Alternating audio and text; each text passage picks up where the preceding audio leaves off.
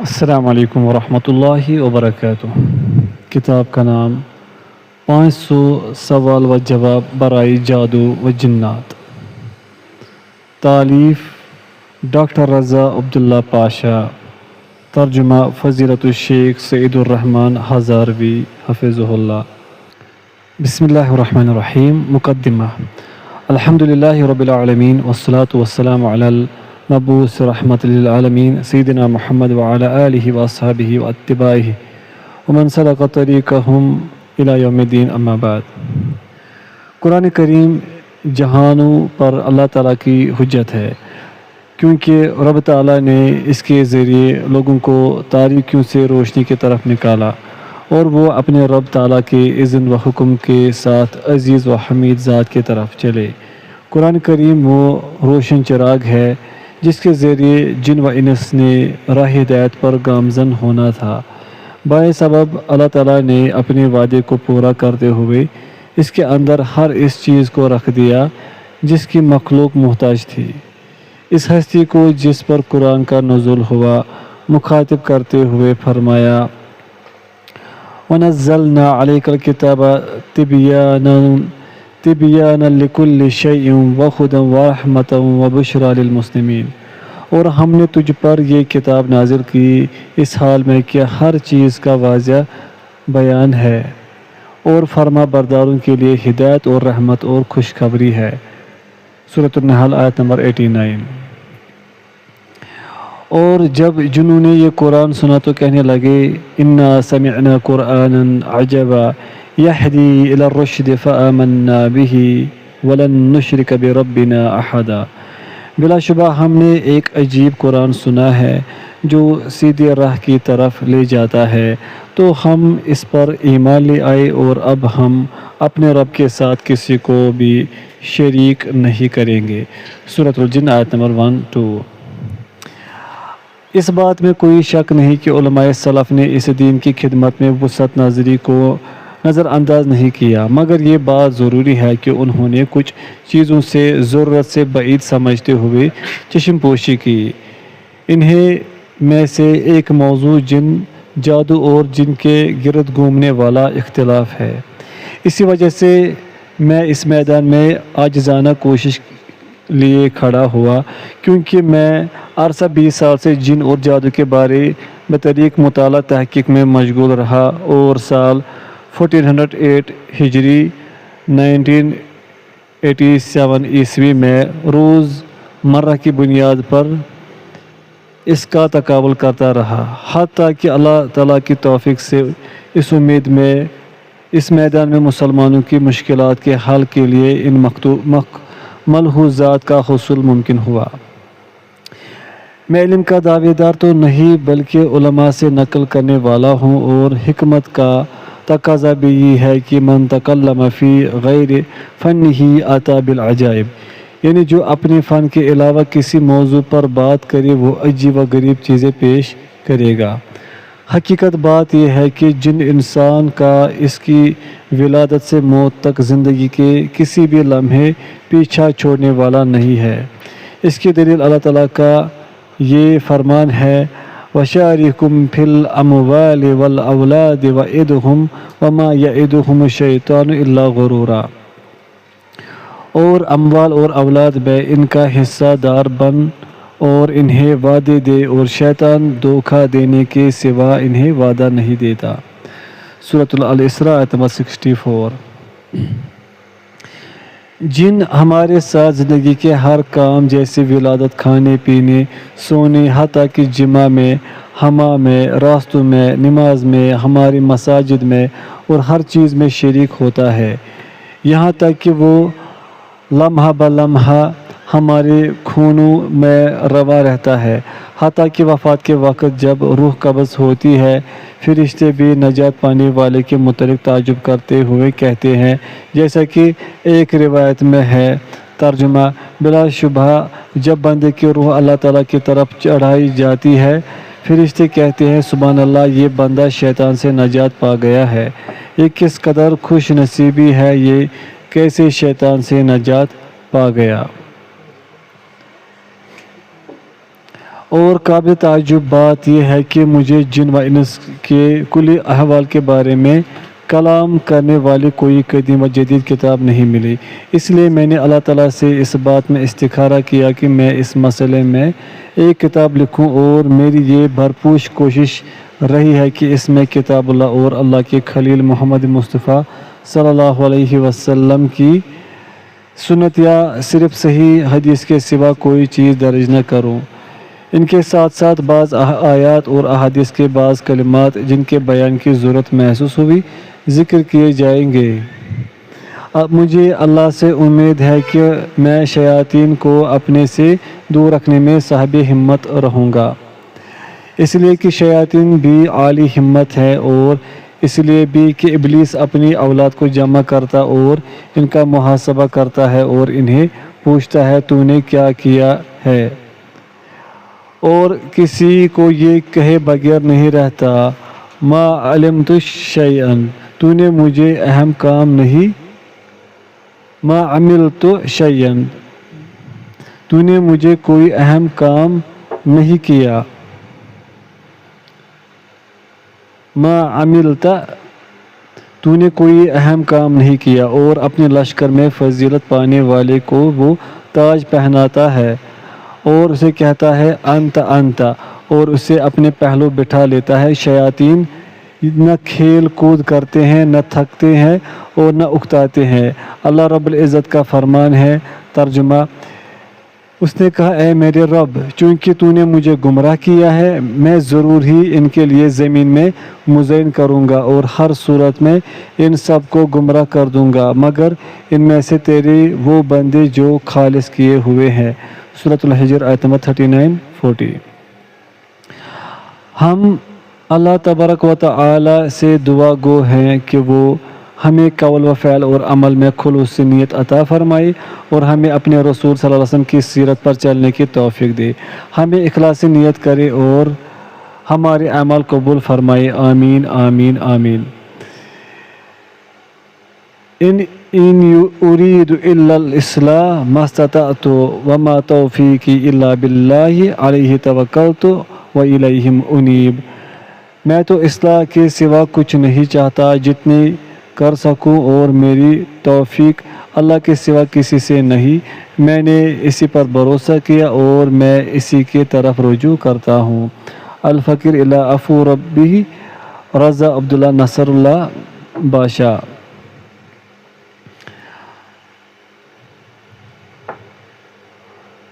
سوال نمبر 1، کیا جن نامی کوئی شے موجود ہے؟ جی ہاں، جن موجود ہے، اسی لیے اللہ تعالیٰ نے قرآن مجید میں ایک مکمل سورۃ الجن کے نام سے نازل کی۔ اللہ تعالیٰ نے فرمایا، ترجمہ، کہہ دے میری طرف وحی کی گئی ہے کہ بے شک جنوں کی ایک جماعت نے کان لگا کر سنا تو انہوں نے کہا کہ بلا شبہ ہم نے ایک عجیب قرآن سنا ہے جو سیدھی راہ کی طرف لے جاتا ہے، تو ہم اس پر ایمان لے آئے اور اب ہم اپنے رب کے ساتھ کسی کو کبھی شریک نہیں کریں گے، اور یہ کہ بلا شبہ بات یہ ہے کہ ہمارے رب کی شان بہت بلند ہے، اس نے نہ کوئی بیوی بنائی ہے اور نہ کوئی اولاد، اور یہ کہ بلا شبہ بات یہ ہے کہ ہمارا بے وقوف اللہ پر زیادتی کی بات کہتا تھا، اور یہ کہ بے شک ہم نے گمان کیا کہ بے شک انسان اور جن اللہ پر ہرگز کوئی جھوٹ نہیں بولیں گے۔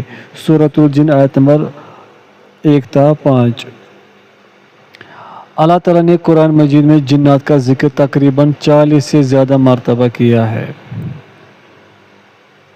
سوال نمبر 2، لفظ جن کا معنی کیا ہے؟ لفظ جن کا معنی ہے پوشیدہ چیز۔ لغوی اعتبار سے حاملہ کے پیٹ میں جو بچہ ہے اس پر جنین کا لفظ بولا جاتا ہے کیونکہ ہم اسے دیکھ نہیں سکتے۔ کسی چیز کو ماننے کے لیے اس کا دیکھنا شرط نہیں ہے۔ مثلاً پوائنٹ فرسٹ، میموری کارڈ میں موجود مناظر اور اشیاء۔ پوائنٹ سیکنڈ، بجلی، اسے کون دیکھ سکتا ہے مگر سب مانتے ہیں۔ پوائنٹ تھرڈ، کمپیوٹر کی اسکرین کے اندر کیا ہے اسے کون دیکھ سکتا ہے۔ پوائنٹ 4 تو موبائل فون کی اسکرین، کیا آپ اس کے اندر ویڈیوز، نمبرز اور نام دیکھ سکتے ہیں؟ پوائنٹ 5 ایسے ہی مقناطیس کیسے لوہے کو پکڑتا ہے وغیرہ وغیرہ کے وجود کو تسلیم کرنا۔ یہ تمام اشیاء ہمیں نظر نہیں آتی لیکن ہم ان کو مانتے ہیں۔ ایسے ہی جنات نظر نہیں آتے لیکن وہ موجود ہیں اور ہم انہیں تسلیم کرتے ہیں۔ سوال نمبر 3، کیا جنات پر ایمان لانا ضروری ہے؟ جی ہاں، ایمان بالغیب اسلامی عقیدہ کی بنیاد ہے، بلکہ یہ اولین وصف ہے جس کے ساتھ اللہ تعالیٰ نے مومنوں کو قرآن مجید میں موصوف کیا ہے۔ اللہ تعالیٰ نے فرمایا الف لام میم، یہ کتاب، اس میں کوئی شک نہیں، بچنے والوں کے لیے سراسر ہدایت ہے۔ وہ لوگ جو غیب پر ایمان لاتے اور نماز قائم کرتے اور اس میں سے جو ہم نے انہیں دیا ہے خرچ کرتے ہیں۔ سورۃ البقرہ آیت نمبر 1 تا 3۔ اس آیت کریمہ میں اللہ تعالیٰ نے مومنوں کا وصف یہ بیان کیا ہے کہ وہ غیب پر ایمان لاتے ہیں۔ جنات کی موجودگی پر دلالت کرنے والی بہت سی آیات و احادیث موجود ہے، جن میں سے چند ایک آیات درج ذیل ہے۔ پوائنٹ 1، اور جب ہم نے جنوں کے ایک گروہ کو تیری طرف پھیرا جو قرآن غور سے سنتے تھے، تو جب وہ اس کے پاس پہنچے تو انہوں نے کہا خاموش ہو جاؤ، پھر جب وہ پورا کیا گیا تو اپنی قوم کی طرف ڈرانے والے بن کر واپس لوٹے۔ سورۃ الاحقاف آیت نمبر 29۔ پوائنٹ 2، اے جنوں اور انسانوں کی جماعت، کیا تمہارے پاس تم میں سے کوئی رسول نہیں آئے جو تم پر میری آیات بیان کرتے ہوں اور تمہیں اس دن کی ملاقات سے ڈراتے ہوں؟ وہ کہیں گے ہم اپنے آپ پر گواہی دیتے ہیں اور انہیں دنیا کی زندگی نے دھوکہ دیا، اور وہ اپنے آپ پر گواہی دیں گے کہ یقیناً وہ کافر تھے۔ سورۃ الانعام آیت نمبر 130۔ پوائنٹ 3، اے جن و انس کی جماعت، اگر تم طاقت رکھتے ہو کہ آسمانوں اور زمین کے کناروں سے نکل جاؤ تو نکل جاؤ، کسی غلبے کے سوا نہیں نکلو گے۔ سورۃ الرحمن آیت نمبر 33۔ پوائنٹ 4، اور یہ کہ بلا شبہ بات یہ ہے کہ انسانوں میں سے کچھ لوگ جنوں میں سے بعض لوگوں کی پناہ پکڑتے تھے تو انہوں نے ان جنوں کو سرکشی میں زیادہ کر دیا۔ سورۃ الجن آیت نمبر 6۔ سوال نمبر 4، اللہ تعالیٰ نے جنات کو کیوں پیدا کیا؟ اللہ تعالیٰ نے جنات کو اپنی عبادت کے لیے پیدا کیا، جیسا کہ اللہ تعالیٰ نے فرمایا اور میں نے جنوں اور انسانوں کو پیدا نہیں کیا مگر اس لیے کہ وہ میری عبادت کرے۔ سورہ الذاریات آیت نمبر 56۔ یعنی میں نے انہیں اپنی عبادت و پرستش کے لیے پیدا کیا ہے، نہ کہ اس لیے کہ مجھے ان کے احتیاج و ضرورت تھی۔ اللہ تعالیٰ نے فرمایا الا لیعبدون، یعنی وہ عبادت سر انجام دے۔ اللہ تعالیٰ نے جنات کو انسانوں سے پہلے پیدا کیا، وہ زمین میں رہتے تھے، پھر جنات کے آپس میں ناروا اور ظالمانہ سلوک کی بنا پر زمین میں فساد پھیل گیا، تو اللہ تعالیٰ نے انسانوں کو پیدا کیا اور انہیں عزت و شرف بخشا اور ان کی تکریم و عزت کے لیے ان کے باپ آدم علیہ السلام کو فرشتوں سے سجدہ کروایا۔ سوال نمبر 5، کیا جنات شریعت کے مکلف ہیں؟ جی ہاں، جنات شریعت کے مکلف ہے۔ اللہ تعالیٰ نے فرمایا، ترجمہ، اے جنوں اور انسانوں کی جماعت، کیا تمہارے پاس تم میں سے کوئی رسول نہیں آئے جو تم پر میری آیات بیان کرتے ہوں اور تمہیں اس دن کی ملاقات سے ڈراتے ہوں؟ وہ کہیں گے ہم اپنے آپ پر گواہی دیتے ہیں اور انہیں دنیا کی زندگی نے دھوکہ دیا، اور وہ اپنے آپ پر گواہی دیں گے کہ یقیناً وہ کافر تھے۔ سورۃ الانعام۔ انسانوں کی طرح جنات بھی شریعت کے مکلف ہے۔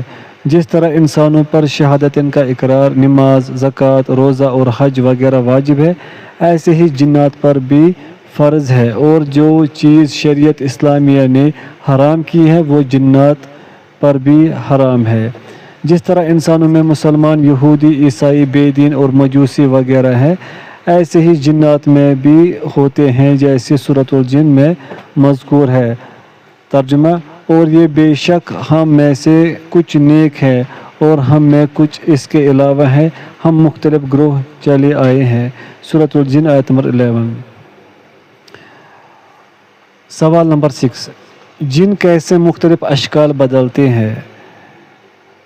سیدنا جابر رضی اللہ عنہ سے مروی ہے کہ رسول کریم صلی اللہ علیہ وسلم نے فرمایا، لا عدوى ولا طیرۃ ولا غول، کوئی بیماری متعدی نہیں اور نہ بدشگونی درست ہے نہ غول ہے۔ غول جن کو کہتے ہیں، غول جن کو کہتے ہیں، جیسے حدیث میں انہیں سحرۃ الجن، جادوگر جن کہا گیا ہے، جبکہ یہ بات مسلم ہے کہ جادوگر اللہ کے اذن سے شکلیں بدلنے پر قادر ہے۔ سوال نمبر 7، کیا جنات میں مسلمان اور غیر مسلم دونوں ہیں؟ جی ہاں، جنات میں بعض مسلمان ہیں اور بعض کافر، جیسے کہ اللہ تعالیٰ نے اس کا قول حکایت کیا ہے۔ ترجمہ: اور یہ کہ بے شک ہم میں سے کچھ فرما بردار ہیں اور ہم میں سے کچھ ظالم ہیں، پھر جو فرما بردار ہو گیا تو وہی ہے جنہوں نے سیدھے راستے کا قصد کیا۔ سورۃ الجن آیت نمبر 14۔ اس آیت کریمہ میں القاسطون کا جو لفظ ہے اس کا معنی غیر مسلم ہے، کیونکہ یہاں یہ مسلم کے مقابلے میں استعمال ہوا ہے۔ سوال نمبر 8، اللہ تعالیٰ نے جنات کو کس چیز سے پیدا کیا ہے؟ اللہ تعالیٰ نے جنات کو آگ کے شعلے سے پیدا کیا، فرمان الہی ہے۔ ترجمہ: اور جن کو آگ کے شعلے سے پیدا کیا۔ سورۃ الرحمن آیت نمبر 15۔ اس آیت کریمہ میں لفظ مارج اللہ تعالیٰ نے ذکر کیا ہے، اس کا معنی آگ کا وہ حصہ ہے جو اوپر کی طرف بلند ہوتا ہے، جسے ہم شعلہ کہتے ہیں۔ سیدہ عائشہ رضی اللہ عنہ فرماتی ہے کہ رسول اللہ صلی اللہ علیہ وسلم نے فرمایا، فرشتے نور سے پیدا کیے گئے، جنات آگ کے شعلے سے، اور آدم علیہ السلام کو اس چیز سے پیدا کیا گیا ہے جو تمہارے لیے بیان کی گئی ہے، یعنی مٹی۔ سوال نمبر 9، کیا سب سے پہلے جنات زمین پر آباد ہوئے تھے؟ جی ہاں، انسانوں سے پہلے جنات زمین پر آباد تھے، فرمان الہی ہے۔ اور جان جنوں کو اس سے پہلے لو کی آگ سے ہم نے پیدا کیا۔ سورۃ الحجر آیت نمبر 27۔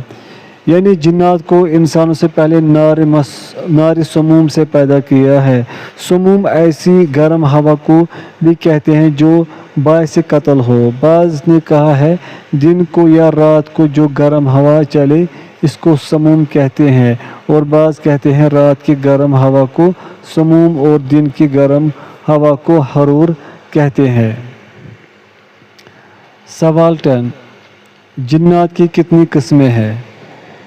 حدیث نبوی میں جنات کی 3 اصناف بیان کی گئی ہیں۔ ابو ثعلبہ خشنی رضی اللہ عنہ فرماتے ہیں کہ رسول اللہ صلی اللہ علیہ وسلم نے فرمایا، جن کی 3 قسم ہے۔ پوائنٹ فرسٹ، جن کے پر ہے اور وہ ہوا میں اڑتے ہیں۔ پوائنٹ سیکنڈ، سانپ اور کتے وغیرہ ہے، یعنی بعض جن سانپ اور کتے کی شکل اختیار کر لیتے ہیں۔ پوائنٹ تھرڈ، وہ جنات جو زمین میں سکونت اختیار کرتے اور سفر وغیرہ کرتے ہیں۔ سوال نمبر 11، جنات کے اشکال کیا ہے؟ اللہ تعالیٰ کا فرمان ہے، اس کے خوشے ایسے ہیں جیسے وہ شیطانوں کے سر ہو۔ سورہ الصفات آیت نمبر 65۔ آیت مذکورہ میں شیاطین کے سروں کو زقوم کی شاخوں سے تشبیہ دینا، انہیں کبھی قرار دینے اور ان کے ذکر کو مکروہ قرار دینے کی بنا پر ہے۔ شیاطین کے بال اوپر کو اٹھے ہوتے ہیں جیسے زقوم کے کانٹے ہیں، اس سے معلوم ہوا کہ شیطان بدشکل ہوتے ہیں۔ سورہ عفان۔ سوال نمبر 12، کیا جنات کو دیکھنا ممکن ہے؟ جن کو اس کی اصل صورت و شکل میں دیکھنا ناممکن ہے، کیونکہ اللہ تعالیٰ نے فرمایا، ترجمہ: بے شک وہ اور اس کا قبیلہ تمہیں وہاں سے دیکھتے ہیں جہاں سے تم انہیں نہیں دیکھتے، بے شک ہم نے شیطانوں کو ان لوگوں کے دوست بنایا ہے جو ایمان نہیں رکھتے۔ سورۃ الاعراف آیت نمبر 27۔ رسول کریم صلی اللہ علیہ وسلم نے ایک بار صحابہ سے اسے دیکھنے اور اسے باندھنے کے ارادے کا ذکر کیا۔ تاکہ وہ سب بھی اسے دیکھ لے۔ جنات کو ان کے تبدیل شدہ شکلوں میں دیکھنا صحیح احادیث سے ثابت ہے۔ ان میں سے ایک حدیث یہ ہے کہ نبی کریم صلی اللہ علیہ وسلم نے ابو ہریرہ رضی اللہ عنہ کو صدقے کے مال پر پہرے دار مقرر کیا تو 3 دن تک سیدنا ابو ہریرہ رضی اللہ عنہ کے پاس جن آتا رہا اور صدقے کے مال سے چرانے کی کوشش کرتا رہا۔ جب پکڑا جاتا تو اہل و عیال کے فقر و فاقے کا ذکر کرتا۔ تیسرے دن سیدنا ابو ہریرہ رضی اللہ عنہ نے کہا کہ آج میں تجھے ضرور نبی کریم صلی اللہ علیہ وسلم کے پاس لے کر جاؤں گا، تو اس وقت اس نے کہا کہ سوتے وقت آیت الکرسی پڑھ کر سو جاؤ تو کوئی چیز تمہارے پاس نہیں آ سکتی۔ آپ صلی اللہ علیہ وسلم نے فرمایا بات سچی کہہ گیا ہے مگر ہے جھوٹا۔ پھر آپ صلی اللہ علیہ وسلم نے فرمایا وہ شیطان تھا۔ تو انسان کی صورت میں یا حیوان کی شکل و صورت میں آنا اس کے لیے ممکن ہے، جیسے سیاہ کتا، بچھو، اونٹ، سانپ، سیاہ بلی اور سیاہ گدھا وغیرہ۔ اس سے پہلے شیطان سراقہ بن مالک کی صورت میں بھی ظاہر ہوا، جیسے کہ غزوہ بدر میں آیا تھا، اور انبیاء کرام مثلا نوح، موسیٰ، عیسیٰ علیہ السلام وغیرہ کے پاس بھی انسانی صورت میں آیا تھا۔